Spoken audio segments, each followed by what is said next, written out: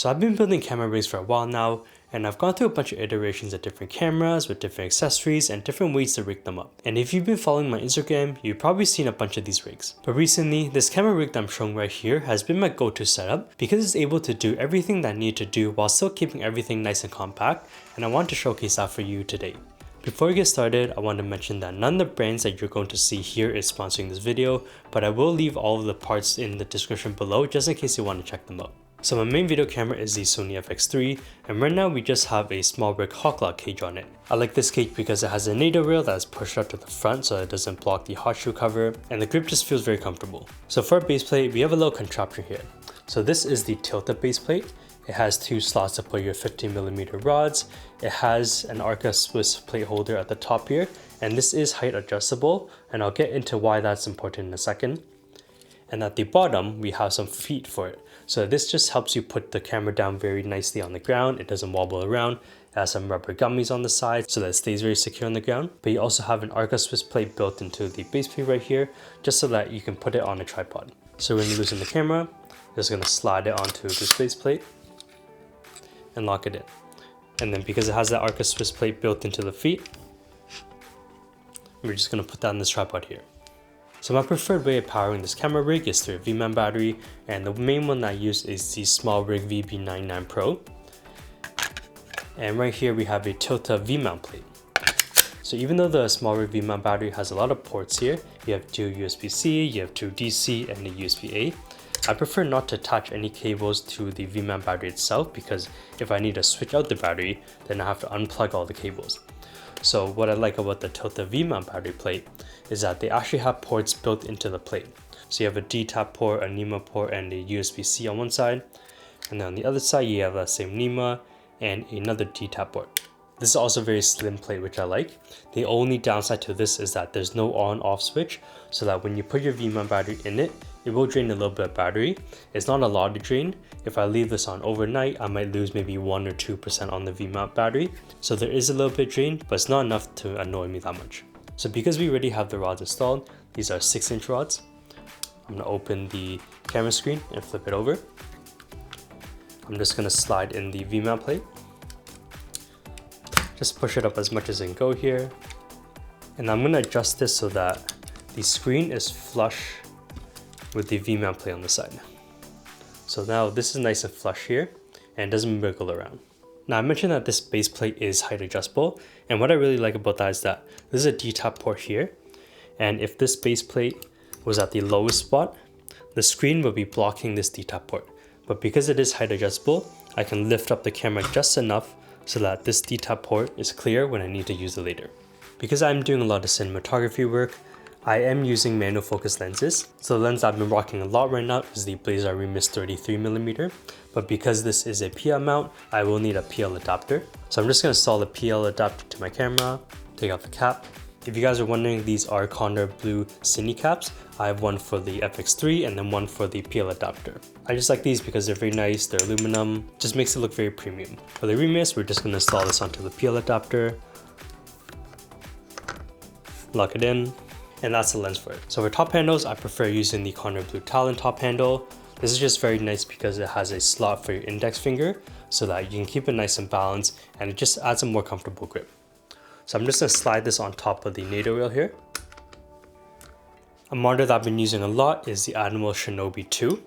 I like this because it's a 5-inch monitor, it's nice and small, and it doesn't weigh a lot. If I do want to use a transmitter with this camera rig, then I will switch to the Hollyland Pyro 7. But for now, to keep everything nice and compact, I am using this Shinobi 2. And right now I'm just installing a monitor mount. This is the Condor Blue monitor mount. It's just a very small monitor mount, but you can still swivel it or tilt it up and down. Right here, I have installed a mini lock, and this is just Condor Blue's version of a quick release plate.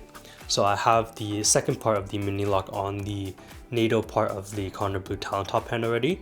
So now I can just flick this, slide the monitor on, flick it again, and now that's attached. Because I'm doing manual focus, I do want to control my focus with the focus motor. So the system that I'm using is the Tilta Nucleus Nano. So right here I have two motors. One will go on this left side and this will be controlling focus. And then on the other side, we have a second motor. And this will go right here and this will be controlling the aperture. Now for cables, we're going to attach an HDMI cable from the camera to the monitor. So the cable I'm using is from Alvin's cable. This is just right angle cables, it's just super thin. So I'm just going to slide this in here. The other side will just route up here and go right into the monitor. To power the camera, we're going to use the D-tap to USB-C cable from Corner Blue. And I also have on here a right angle adapter. These right angle adapters are just super nice because it stops the cables from coming straight out instead, and it pushes it downwards or upwards just so that when you're moving your hand against it, you don't accidentally rip off the USB-C cable. So for this D-tap to USB-C cable, I'm going to run this through the left side of the plate. We're just going to coil the cables up nice and tight so that nothing is loose. And then this is going to plug straight into the camera with that 90-degree adapter. And that's how that looks. So everything's just nice and tight here, very secure. And I like using USB-C instead of a dummy battery for the camera because let's say I accidentally knock off the V-mount battery, then the camera just shuts down because there's no more power going to it. But for USB-C, because there is a battery in the camera, if the USB-C loses power for whatever reason, the camera is just running off the battery inside of the camera so that it won't shut down and you have time to stop recording and plug your USB-C back in.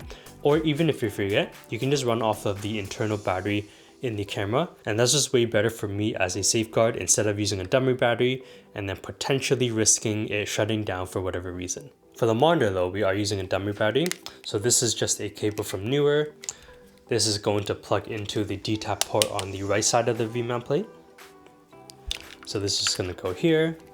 All of these extra cables, it's just going to route in between the camera and the battery plate. And again, I just like to keep everything nice and secure. I hate having wires just kind of dangling everywhere. So I just try to tuck them in as neatly as possible. And then this just routes all the way up here. Because we have two motors here, we need a way to power them. So these Nucleus Nano motors, they just power off USB-C. And there is a USB-C port on the right side of the tilted power plate. So I'm just gonna hook everything up. These are again just USB-C cables. They have right angle adapters on the side. I'm just gonna route it down and then kind of loop it between the rods just so that everything is nice and secure. And now everything's nice and tight on this side. You can see that these motors are powered. If you hold the button on these motors. And now both of the motors are calibrated. So to control the motors, we have the Nucleus Nano follow focus wheel. This is just wirelessly hooked up to the motors. So you can see that if I rotate this, you can see that right here, the focus is spinning. And then on the other side, if I hold on to this tab, you can see that this is controlling the aperture here. And for this, I'm just gonna put this right here on the side on this NATO rail, lock it down nice and tight. And now when I'm holding onto the camera, I can control both my focus and my aperture right here. Now for audio, I'm running the Rode Video Mic Go 2.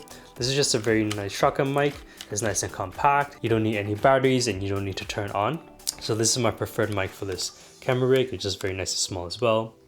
I'll just loop it right here in between the monitor and plug that in. And now that's just nice on the side, out of the way. And finally, the last thing I put is a matte box. This is the Tilta Mirage matte box. I really like this because matte boxes, if I want to reduce some flares, I can do that. There's a square filter on the front of it, so this is a blackness filter, so this just stays here. And it also has a built-in ND filter. So I don't know if you can see here, but there is a built-in VND here. And if I just turn this dial right here on the side, this will just control my ND filter. So this just stays right here, lined up with the camera.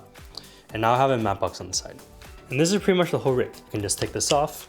So now we have this camera rig that's nice and light that still does everything that I need to do. Obviously it's going to be subjective to what kind of rig you're used to carrying. This is a pretty beefed out rig because it does have everything I want. It has follow focus, it has audio, it has monitor, it has a matte box, has a V-mount battery to power everything. I don't use any handles because I prefer just holding onto the camera on the right side. And on the left side, I usually just support at the bottom, or I just use my fingers to control focus or aperture right here. If I need to control my ND filter, I'll just use my right hand. I can just adjust it right here. This is nice and balanced right here. As you can see, it's not tipping over one way or the other. The top handle just makes it very nice to hold.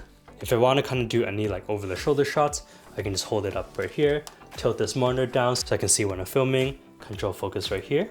And overall, my favorite way that I've found so far to rig up a camera. So that's basically it. Let me know what you think about this camera rig. Super curious to see if there's any changes that you would make, or maybe this will help you inspire to build this camera rig or something very similar. If you enjoyed the video, remember to smash that like button, subscribe to see more photo video content, and I'll see you in the next video. Peace.